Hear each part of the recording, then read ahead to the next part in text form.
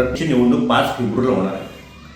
उमेदवार मागे याचा दिवसही संपला. आता प्रत्यक्ष रिंगणात उमेदवार आहेत, प्रचार सुरू झाला आहे. रत्नागिरी जिल्ह्यातल्या संगमेश्वर तालुक्यातल्या काही लढती मात्र ह्या लक्षणीय होणार आहेत. आणि त्यामध्ये कोसुम जिल्हा परिषद गट हा नेहमीच आता निवडणूक जाहीर होण्यापूर्वीपासून चर्चेत राहिला.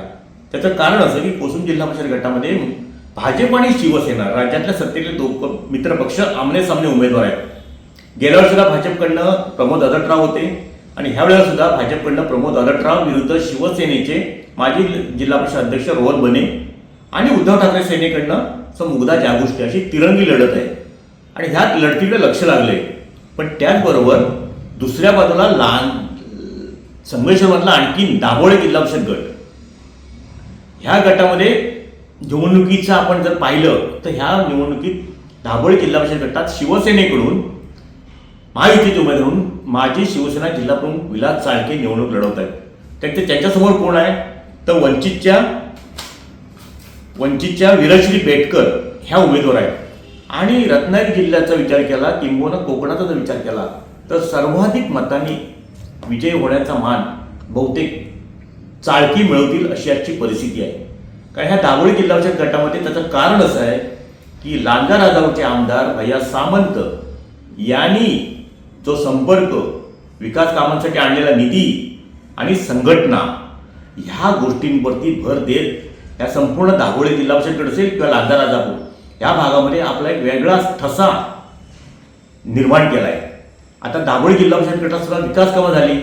ज्या वेळेला भैया सामंत आमदार होण्यापूर्वी फक्त त्या मतदारसंघातली फक्त ही पुर्ये म्हणून एक ग्रामपंचायत आहे ती फक्त शिवसेनेकडे होती. पण ह्या दाभोळे गटाचा विचार केला तर ह्याच्यामध्ये देवडे, किरपेट, भडकंबा, मुर्शी दख्खन, साखरपा, कोणगाव, पुर्ये, तिवरे, दाभोळे, चाफोली, मेघी, कणकाडी, देवळे, करंजारी, घाटिवळे, चोरवणे ह्या ग्रामपंचायतीचा समावेश होतो. जवळजवळ 15 ग्रामपंचायती ह्या जिल्हा परिषद गटात आहेत. कुठल्या तर दाभोळे.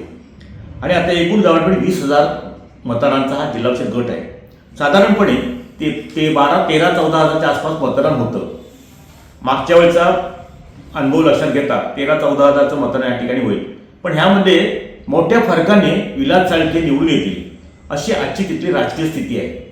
त्यामुळे महत्त्वाचा विषय त्याच्यामध्ये आहे की चाळके निवडून येण्यामागे आमदार भैया सामंतांचाच मोठा वाटा असेल असं तिथले शिवसेनेचे कार्यकर्ते सांगतात. आणि कदाचित आमचा कोकणातला सर्वाधिक मताचा विक्रम असेल असं साखरपा भडकंबाचे शिवसेनेचे कार्यकर्ते बापू शिंदे यांनी मात्र ह्यावरती ठामपणे त्याने आपलं मत व्यक्त केलं. एकंदरीतच काय की एका बाजूला कोसुम गटामध्ये अटीतटीची लढत पाहायला मिळते तर दुसऱ्या बाजूला साधारणपणे दाभोळे गटात ही निवडणूक एकतर्फी होईल असं दिसतंय. त्यामुळे तसं झालं तर तो मान जिल्हा प्रमुख आणि ह्यामध्ये महत्त्वाचं काय की विलास चाळकेंना ह्या गटाचा अनुभव आहे.